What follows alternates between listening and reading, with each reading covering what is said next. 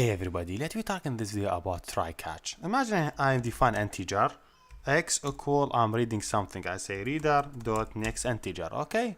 And you think when you want to print it, you say so, then you say x. Just reading, I have main method, I have scanner, I'm reading data, then I print it. Then when I save it, I just try to run it. He will ask me to input data. If I input integer, okay, he will print the integer for me. But let me suppose I try to input character, he will crash.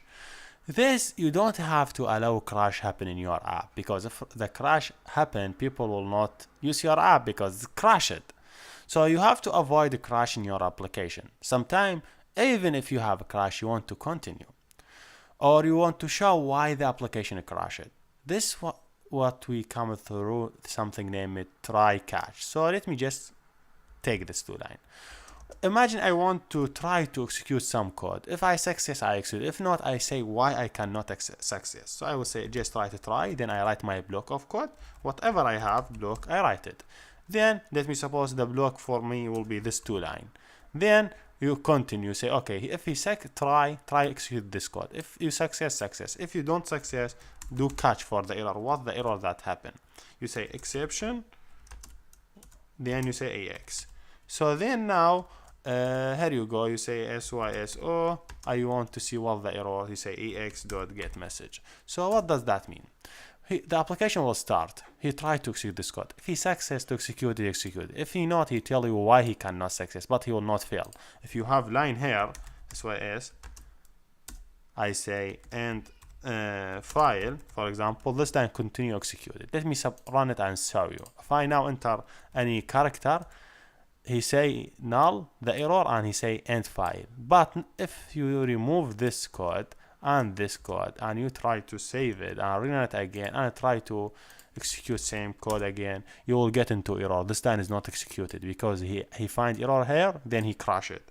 So maybe you want to continue. That's what I mean by try catch. So just try to do this. If you cannot success, do this, then continue. You don't have any problem. Sometimes you need to add finally. Finally mean by the end what you want to do. You just say in this way, finally, and then you could do anything you would like it. For example, this, open and a bracket. If you would like to do finally. So this is a basic thing. You just try to do this thing. If he success, he will do it. If not, he will do catch. But in both time, he will go and do finally. If you want to write anything in the finally. So for example, SYSO process. So now if I click, even if I enter correct, he will write to process it because he execute this block, then he come here. If I try to run it again, I enter character. Also again he write to process it because he cannot execute this one. He go and execute this one, then he execute this one.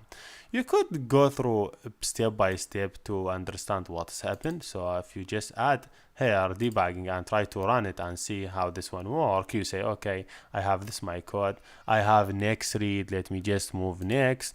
You say okay, enter, let me suppose I enter real character. Okay, he will go to the try catch and execute it. See, he will not have any problem. Otherwise he will not do to the catch, you go to the final. Otherwise he will continue without any problem. But if you have error, he will go to the catch and catch the error for you and tell you where is the error. And this is the basic example that I want to share with you in this video. If you see here, I get catch error because there's error happen and he give me the error message. Here we done and see you next.